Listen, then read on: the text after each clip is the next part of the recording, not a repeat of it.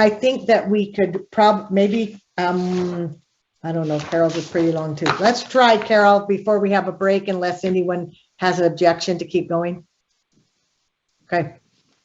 Okay, I have item 12.2 on the agenda, Spectrum Academy request for waiver. The committee moves that the board waive the requirements in R277-419 pupil accounting of 180 days per school year for Spectrum Academy for the request. Okay, Board Member Hanson. Yeah, thank you. As I read through this request, this is a school for autistic kids, and I really had some reservations. I know they've got a survey that says that parents are approving of this, but for special needs kids to have 1 day less of classroom instruction seems to me, at least with the experience that I've had in extended family with this, these kids are really dependent on a routine and can be quite a burden on caregivers too for that extra time. I just wondered if this really makes sense. It looks like the justification is just that there's so many IEPs, there's not enough time for the teachers and administrators to take care of the IEPs. And I understand that's a real concern, but I kind of think we're jumping over the purpose of the school is to take care of these kids and letting the paperwork kind of drive the request or drive the cart here. So just my thoughts, and maybe someone knows more about this than I do, and maybe that's been addressed. Board Member Lear, was there a discussion, or do you want to phone a friend? We discussed that. I think some of us were reluctantly persuaded, so that's why it's here. Okay. Vice Chair Davis.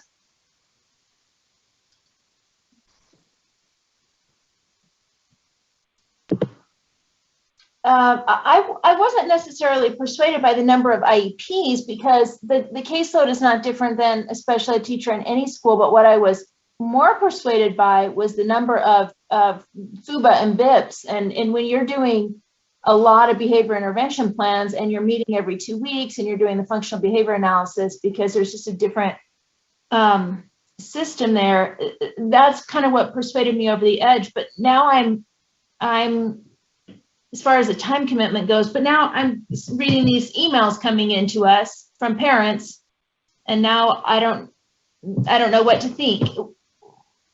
I do remember though, could someone remind us, was there a busing situation?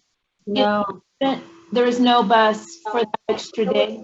It was really just, and it was represented to us as a thoughtful consideration by the school and the administration. And we didn't see numbers.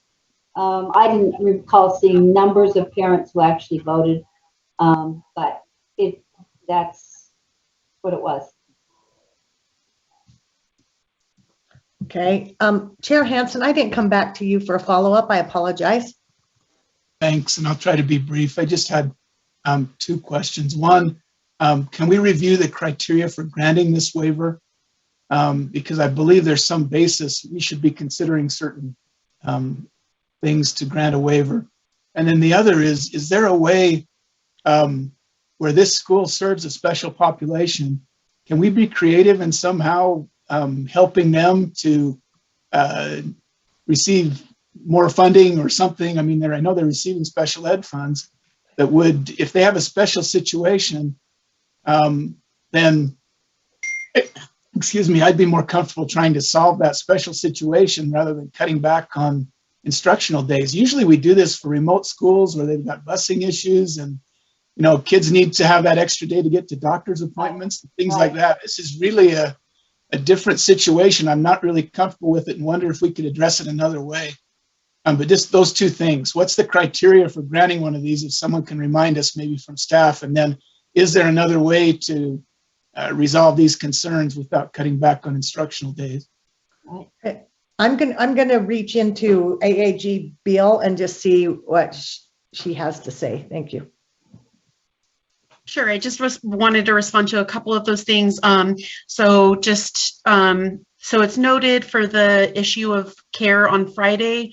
The proposal was that school on Friday would be optional with a rotation of teachers, some providing some form of instruction.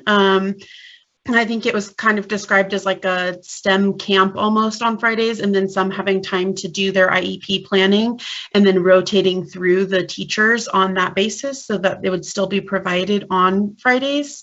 And then as for this, the responses on the studies, the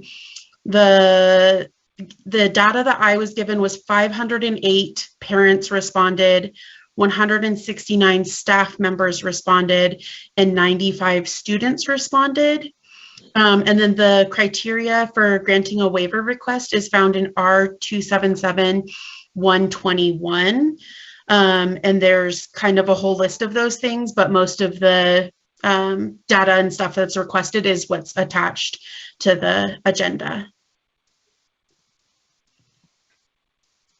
Board Member Hanson, do you have a follow-up at this time? Yeah, just to confirm then, thank you, Ashley, for that information. So the Friday then optional would take the kids out of their normal routine, but it would give them a place to be on Friday. Is that correct? Yes, that's correct. Okay, and then on the criteria, I'm just looking at that now, but are there any particular criteria here that we thought were most applicable to this situation?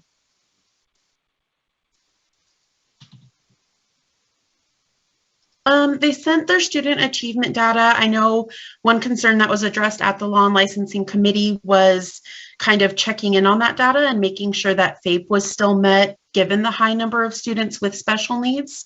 And so the proposal coming out of Law and Licensing was that rather than looking at this at the end of kind of a 3-year term, that it be brought back to the board with updated student data at the 1-year mark was the proposal. I think that came out of Law and Licensing, or the condition under which it passed.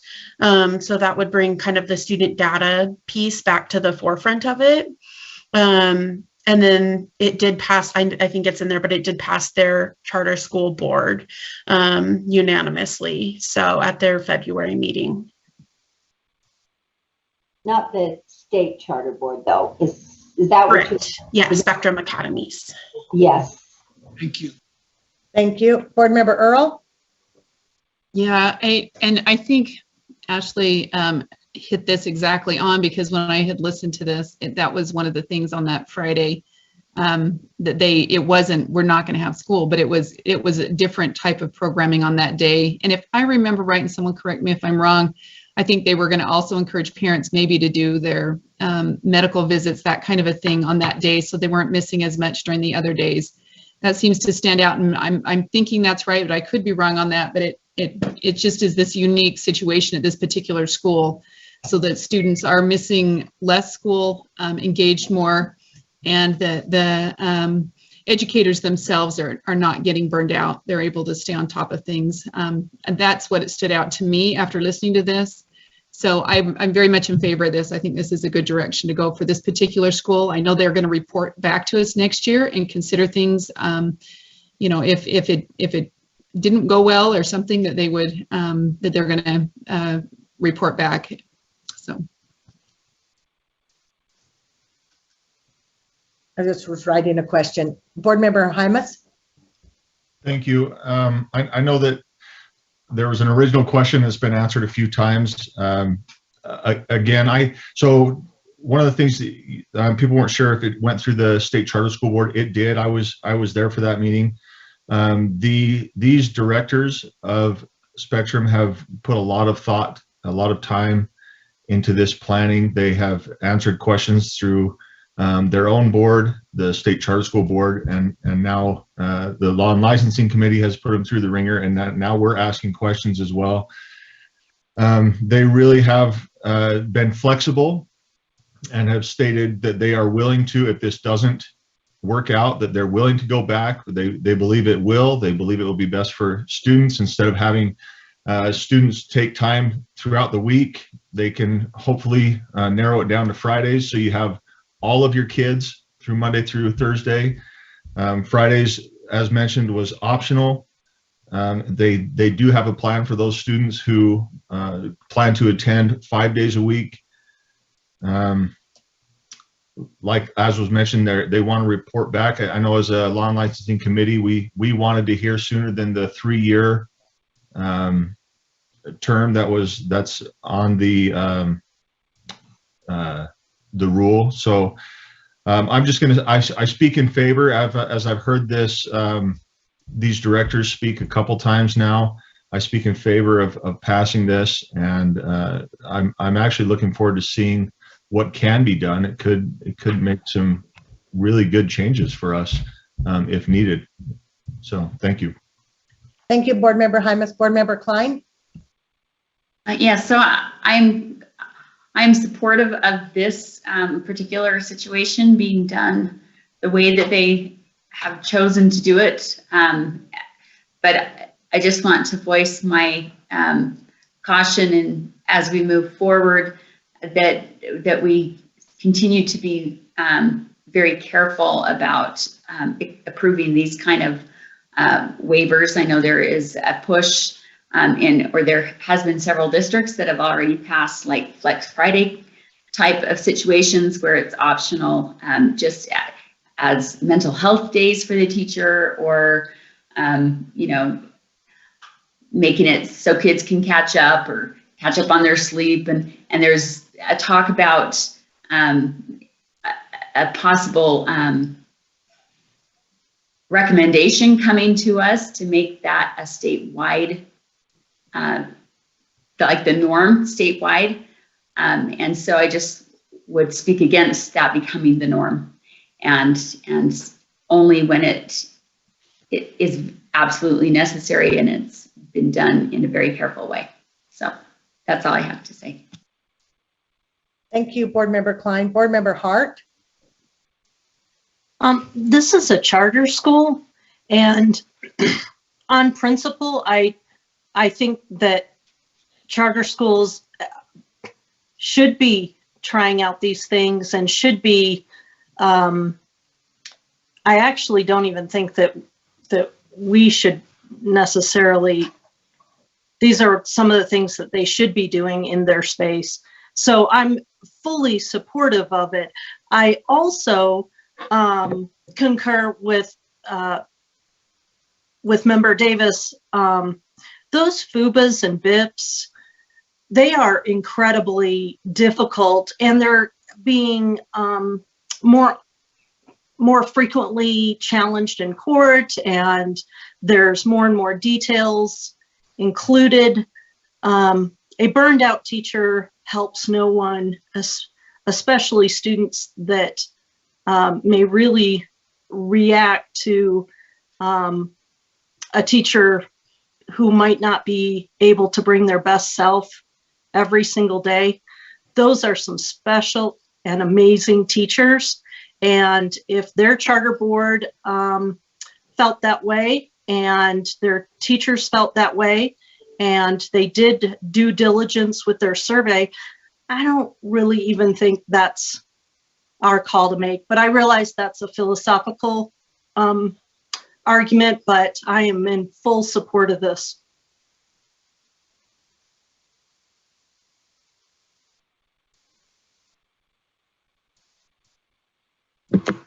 Chair Belknap had to sneak out, so I apologize. I'm going to go in the order that I see you on my screen because she was monitoring the order your hands came up. Board Member Booth. Thank you, Vice Chair Davis. I wanted to just express gratitude for this process. We know that they were already put through the grill before they ever even applied. They've gone through the approvals at their level. We had almost every one of the things that all of you have brought up today. We went through for more than an hour in our meeting and in our pre-planning meeting again, just to review what we had gone over. I think if that board in this very specific kind of a student population has felt that this is the best thing to do, and they continue to stand by that, they're not changing their story, then we give them the approval with the caveat that they are going to report back and help allay our fears in a more frequent manner than every 3 years. And so let's see what happens and trust them so that the locals, with all of their deliberations, don't feel like they're being ignored. I appreciate their preparation and I'm grateful to lend my support to them in their efforts to solve the problems and challenges that they face. Thank you. Thank you. Board Member Straight. Yes, I know this is anecdotal, but sometimes anecdotal carries a lot of weight with myself. And so, several years ago in Assessment to Achievement, that's probably 6-7 years ago, actually, I actually had an opportunity to visit with a group of teachers from this charter school, and I came away so impressed with how dedicated they are to these students, and what they're taking on is wow.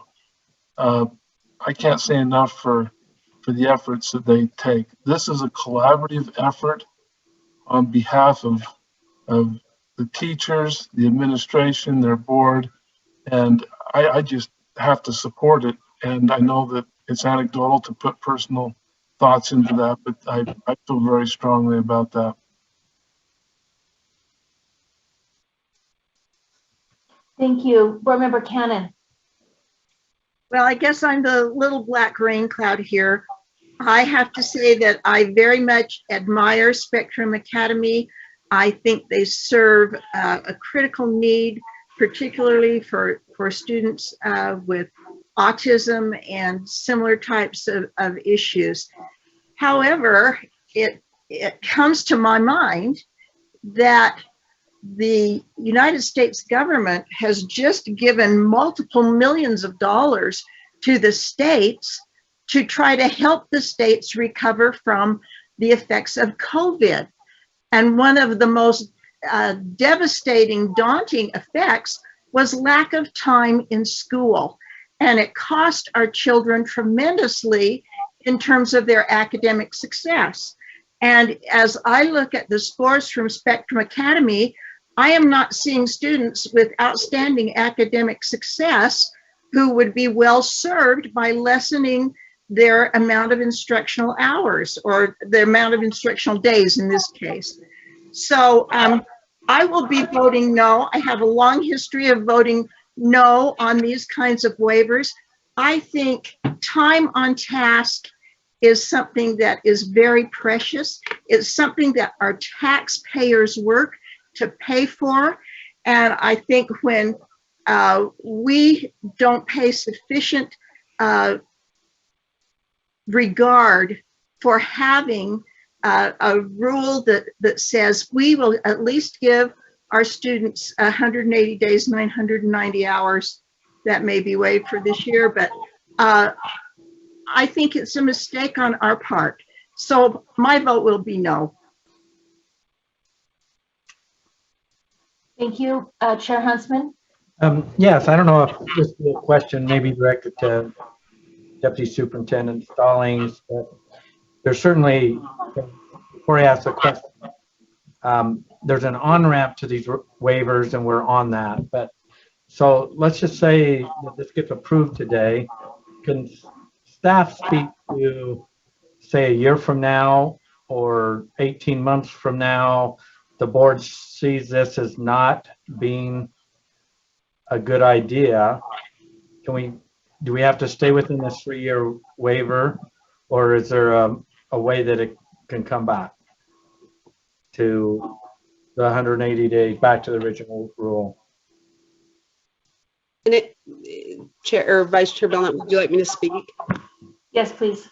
AG Beal may be the best person to speak to this, but in general, those waiver requests, the agreements are generally for about a 3-year period, and it states that we could receive an annual report or reporting as requested, and I believe that they're revocable at any point if the board decides to revoke the agreement. And I just wanted to add that the committee did make a motion requesting that Summit, if this is granted, if this waiver is granted, that Summit come back to the Law and Licensing Committee within a year to provide a progress report. Thank you. I think that's important for people to know as they're voting for this. Thank you. Point of clarification. Sorry, she said Summit. Please. You're talking about Spectrum. I apologize, Spectrum, sorry. Thank you. Board Member Cannon, did you have a follow-up? Your hand is still up. No, I apologize for not lowering my hand. But I did think of a question. Has anyone who's gotten one of these waivers ever had it revoked? We didn't, Do we have an answer to that, Deputy Superintendent Stallings? Not that I can recall within the last 7 years. I don't know if pre-2015 any of them were revoked. No. So I don't believe that's happened. One of the schools I think that was granted a waiver did close, but I don't remember a revocation. Chair Lear. I know it's unusual for the chair to speak, but I wanted to add 2 pieces of information. One, I recall our motion being that we wanted to come back and have them review what was granted in a year. I recall it being more of a year's granting of the approval. I don't know if Ashley can correct me on that, but I know that we very seriously communicated that we were not just going to do a cursory review in a year. And Ashley can speak to that in a minute if she has clearer recollection. Secondly, I wanted to have on the record on this discussion that we're asking staff to go to visit Spectrum more often than usual, and especially have some Friday visits so that we'll have some information and data. If somebody's mic not muted, that we'll have some information and data when we look at this in a year. And more than usual, I also want to add that my concern was a special education concern, and Leah Voorhees attended the full discussion and said that as long as the students are served, that there's no SPED specific prohibition about this. Thank you. Chair Hansen, or Board Member Hansen. Thank you. And I'm back to, I think, where I should have started. I reviewed the board waiver rule, which is R277-121. And I'll just read a couple of things from it that we can consider as we're deciding how to vote on this, because I think this is a tough call for a lot of us. An LEA board may not request a waiver from a board rule that is required or adopts criteria from federal statute, federal regulation, or state law. I think that one's fine. B is that would negatively affect the health, safety, or welfare of public education students. C, that could reasonably result in discrimination or harassment of public school students or employees. D, that would benefit one element of the public education system to the detriment of another. Or E, concerns giving rise to an LEA board's request could be addressed through means other than waiver of rules. And that E is the one that I'm really hung up on. I don't know that I've heard about what are the alternatives and why won't they work. Special ed is not something that's unique to this school. I understand their student population may be unique, but special ed rules are the same, funding is the same, the burden on teachers should be the same. I just really am wondering if there's not another way to do this without disrupting the school day for this special population of kids. So based on that, I'll be voting no, not no for local control, but no because I haven't heard the alternatives that have been explored. Thank you. Chair Belknap, I see that you're back, and so I'm going to turn the reins back over to you, but I'll just take a quick comment first from Board Member Earl. And I have a comment first, and okay. I really didn't go out for that reason to make a comment because I can. Okay, why don't you go ahead with your comment then? And then I'll take over the reins. At the end of this, So I guess I have a couple of pieces that are concerning to me is if they're already having students come on Friday, why don't they just have them come on Friday and doing something alternate that day? That the schedule for those children are still the same, but they might be doing something STEM wise. And how does this affect our finance system when our system can work around the 990 hours, but the 180 days are how we finance schools. So those two concerns that I have. Deputy Superintendent Jones, can you speak to the financing piece? I can, ma'am. So my understanding is if the waiver occurs, we would just still count the 180 days as part of the denominator, which is, the integral part of the funding formula. So in essence, it doesn't, affect the funding with, the waiver, because we wouldn't change what ultimately is the common denominator in all of the funding, which is 180 days. So follow up, Vice Chair? Yes, please. So Scott, what you're saying is that we're going to still calculate this on 180 days, even though their children aren't coming to school 180 days. That doesn't seem like it fits the mantra of you have 180 days of school. So maybe you have an answer to that. Yeah. Well, so if I may, Madam Chair, Yes. I mean, that's the gist of this, right? Is that if I understand correctly, they're requesting that they do 152 days, which waives the 180-day requirement. So again, this flowed through the state charter school board. So, if that's what they put in front of you, then that's on them. So I know, but we are the funders. True. Yeah, very true. Yeah. Anyway, okay, Vice Chair Davis, you had something to say? I just wondered if I asked a question earlier about busing, and I just don't know if I got an answer. Did they say they are still busing on Fridays? I can't remember that from our discussion. If the student wants to attend optionally, will they have a bus that will still run at the same times? Can someone remind us if that was the case? Ashley would be best to know that. If I may, Chair. Yes, please. I don't recall that busing was brought up or discussed at the last meeting. I don't know if Angie has a better memory than I do on that. I don't recall. I was going to make one other point of clarification. I know that the waivers for the 180 days, but I just felt it was important to note that the Spectrum is intending to extend their Monday through Thursday school days just by a little bit. So it does put them at 993 instructional hours, which I know maybe doesn't help with the financial side of things, but just for that point of clarification. Yes, thank you. Deputy Superintendent Stallings, and then it's Board Member Earl, you're up after that. I just wanted to add to what Ashley stated. We have quite a few schools and LEAs, because in some instances they are charter schools, that are on 4-day weeks and are somewhere between 152 or 156 days that they're providing instruction. And generally, the board has required all of those to provide at least 990 hours. And we have always paid them as if they are providing 180 days. So that has been a common practice for all of our 4-day week schools and charters or LEAs when a 4-day week waiver is granted. I just wanted to let the board members know this isn't something new that Spectrum would be receiving that others haven't. It's been the practice for all of our 4-day week schools and waivers. Thank you. And Vice Chair Davis, I'll take it back. Go ahead, Board Member Earl.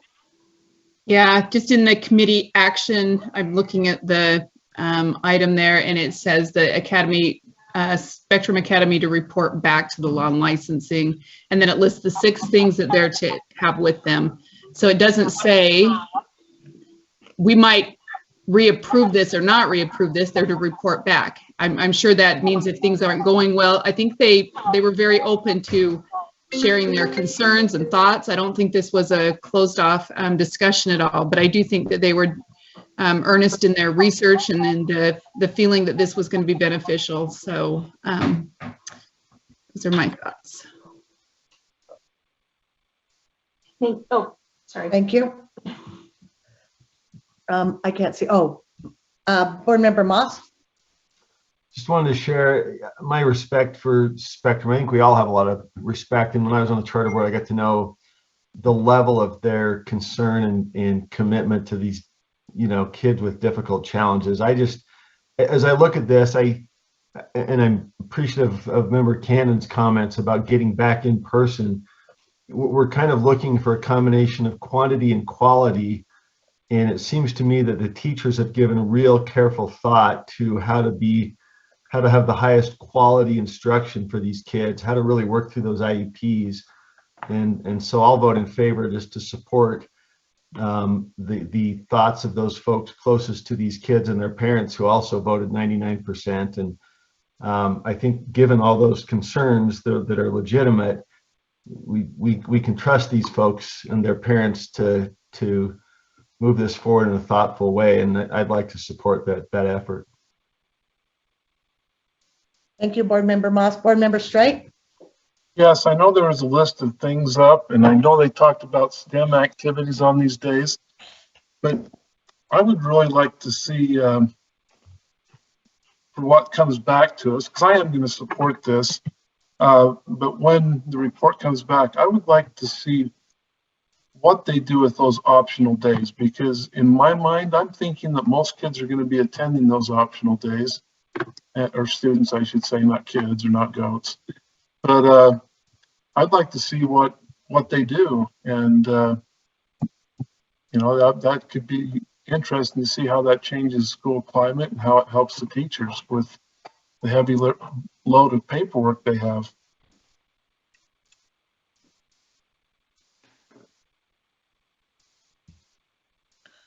Okay, thank you, Board Member Straight. Are you still there? Okay, you went out, off, and then on. Okay. Thank you. Okay, seeing no more discussion. Vice Chair Davis. I was a yes in committee. I'm leaning toward that, but I'm just concerned about the emails that we got saying that all the parents may not have known, and maybe some parents just missed along the way. I don't know, but that is concerning to me. The things that I do appreciate is that they extended the Monday through Friday to hit the 990 hours. So there still is a good amount of instructional time there. So that I want to say I do appreciate. Thank you, Vice Chair Davis. I appreciate your comment. However, I also say 6.5 hours for these type of children is extremely long day for especially ours that have some different special needs.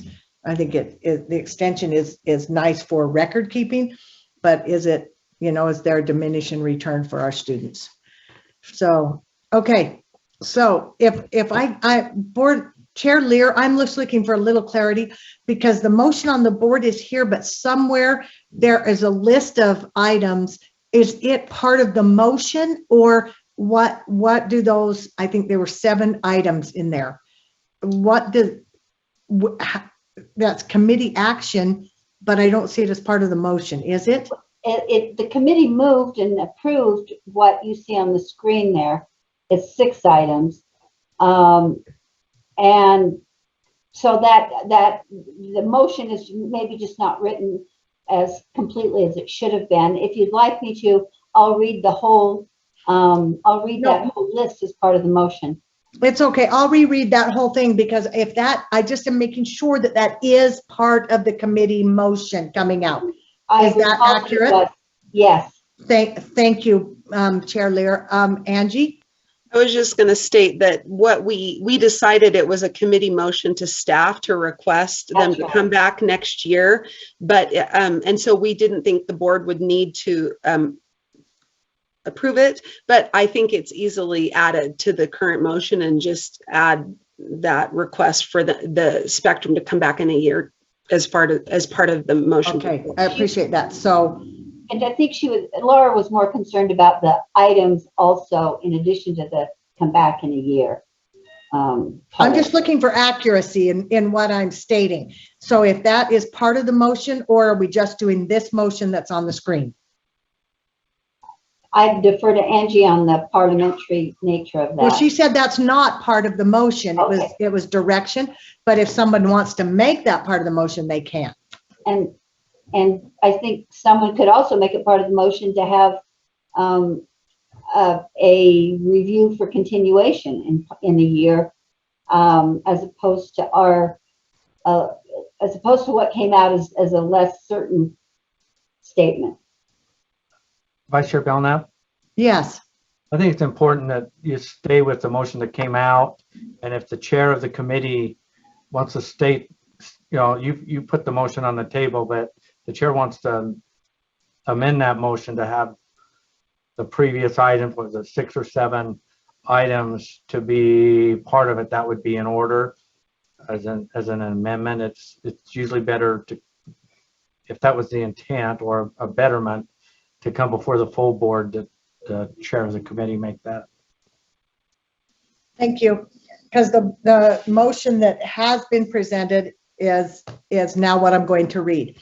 So that the committee moves that the board waive the requirements of our 277-419 pupil accounting of 180 days per school year for Spectrum Academy next year, forever. No, for the 22-23 school year. Is that accurate, or was that the motion? I'm trying to look.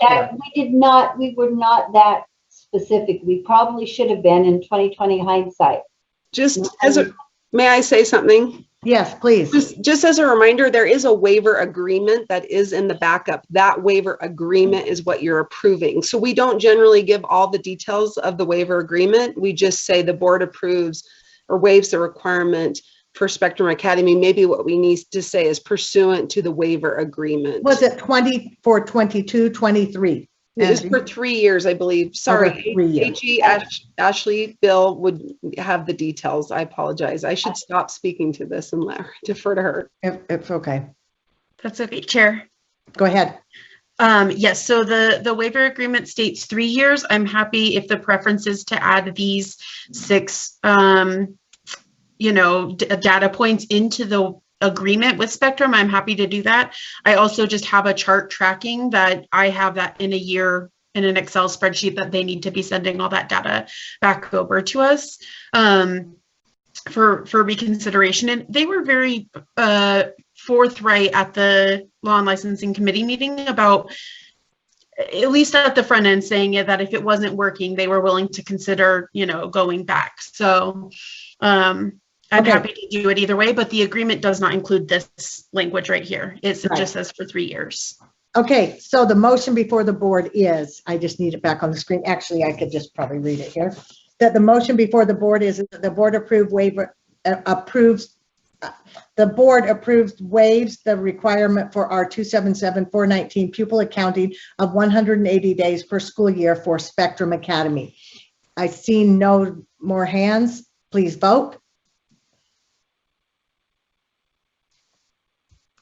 Okay, we're going to do a roll call vote because it's already a mixture. Okay, Board Member Booth. Yes. Board Member Cannon. No. Board Member Klein. Yes. Board Member Davis.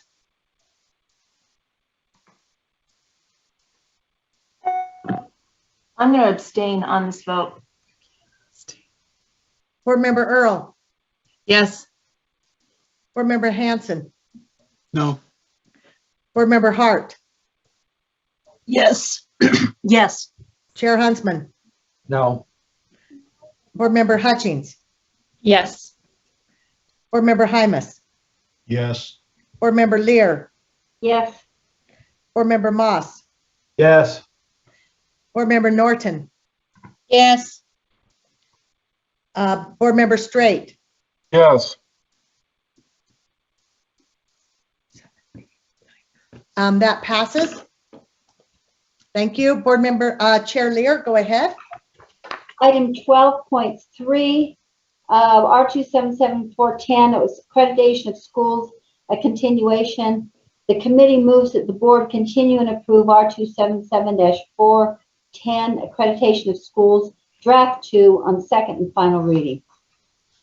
So the motion before the board is that the board continue and approve R277410 accreditation of schools, draft 2 on second and final reading. Seeing no hands, please vote.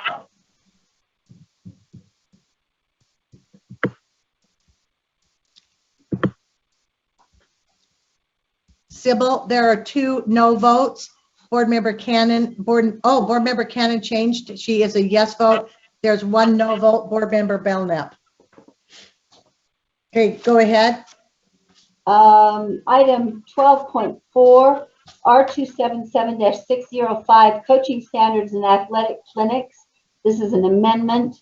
The committee moves that the board approves R277-605, coaching standards and athletic clinics, draft 2 on second and final reading. So the motion before the board is that the committee moves that the board approves R277-605, coaching standards and athletic clinics, draft, is that spelled right? Draft 2 on second and final reading. Seeing no discussion, please vote.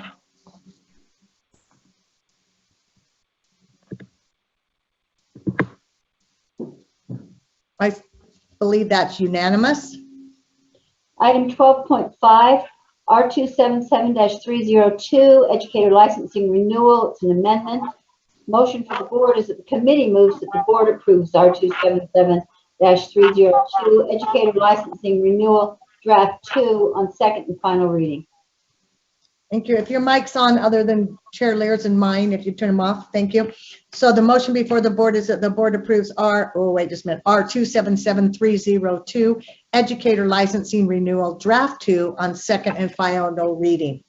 Seeing no hands, please vote.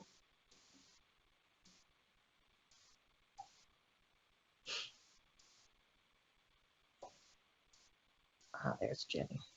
The next item is 12, oh, sorry. Wait just a minute. Cindy, did you vote? It went down. Okay, it's unanimous. Sybil, go ahead, Chair Lear. Item 12.6, R277-606, dropout and recovery program. This is an amendment. The committee moves that the board approves R277-606, dropout and recovery program, draft 1 on second and final reading. So the motion before the board is that the board approves R277-606, dropout and recovery program, draft 1 on second and final reading. Seeing no hands, please vote.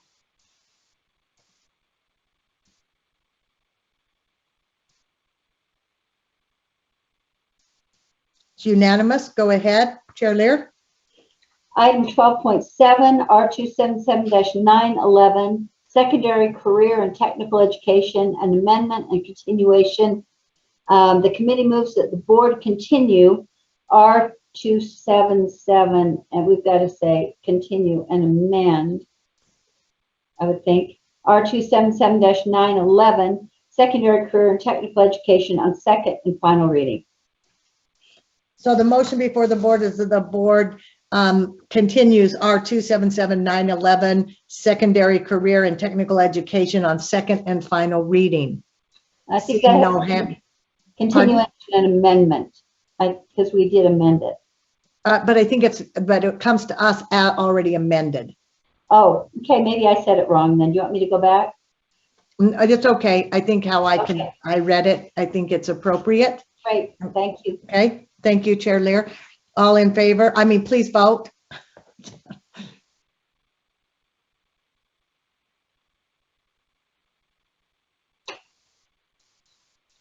There it is. Okay, unanimous. Go ahead, Chair Lear. And the next item is 12.8, R277-622, school-based mental health qualified grants. This is a grant, it's an amendment. The committee moves that the board approve R277-622, school-based mental health qualified grant, draft 3 on second and final reading. So we have discussion to that motion. Go ahead, Board Member Earl. Yeah, I just have maybe a general discussion with this item. I've kind of looked around, and I've also asked our staff, where do we access mental health services in the state of Utah? In other words, are children going out without mental health services? And some of that question is answered in that we just, even outside providers, there's a bit of a backup because there's so many people using the system right now. But just in general, I think as we open the schools more and more to more services that are available outside, we actually, I think, are creating, I think we're losing our mission as an academic entity versus, using those outside providers. I mean, I'm just looking down a list here of a variety of those that accept the uninsured or underinsured. One site I've gone to has 85 resources throughout the whole state. It's not a rural thing. It's not a, that there's accessibility there. United Way provides some of those as well as other entities. I just think in general, the more we move outside of, we move into what other people are doing, we become less specialized in the very thing we're supposed to be specialized in, and that's the academic pursuits, and allowing families and educators, helping them get resources outside of the system are the education itself. And those things are very important for families, but that's just it. They're important for families. So I just in general, just making a statement about this continual movement to make our schools, mental health, and every other kind of facility. And I think it moves us really from the mission in which Utah schools need to be. It confuses the boundaries and lines. So those are just my statements on that. Thank you. Thank you, Board Member Earl. Board Member Klein? I would just echo what Jenny said. She said it perfectly. We really need to stay in our lanes and not usurp the role of the family or the role of the private providers. We need to focus on education. Thank you, Board Member Klein. Board Member Earl, do you have something else? Yeah, I just have one more question. If I'm reading this correctly, we're just applying what the legislature, right, the application of the grant. I just want to make sure I'm understanding there's no change in the other items from what I looked at, other than I do see that I know that there were two amendments that were made in committee. Was there any other changes, or it's just application of the grant funding? Right. Is that accurate, Board Chair Lear? It is. Thank you. Vice Chair Davis? I just want to piggyback on what Board Member Earl just said, that this is, I mean, from what I understand, we don't have a choice necessarily to implement this. We're not adding or making this different. We're following through with the law. Right. I mean, I do think we wear a lot of hats in schools, personally, probably too many. I don't have enough heads for all the hats I need. So, okay. So the motion before the board is that the committee moves that the board approve our 277-622 school-based mental health qualified grant, draft 3 on second and final reading. I'm going to do a roll call vote. So we're going to do something different. Start at the bottom. Board Member Straight. Yes. Board Member Norton. Yes. Board Member Moss. Yes. Board Member Lear. Yes. Board Member Hymas. Yes. Board Member Hutchings. Yes. Chair Huntsman. Yes. Board Member Hart. Yes. Board Member Hanson. Yes. Board Member Earl. My vote is no. It isn't. I just think Okay. we're in the wrong area. Vice Chair Davis. Agreed, but we have to do this, so yes. Board Member Klein. No. Board Member Cannon. Yes. Board Member Booth. Yes. Yes. So do you have those counts, Sybil? You're good? And that completes our report, Vice Chair. Oh, thank you, Chair Lear.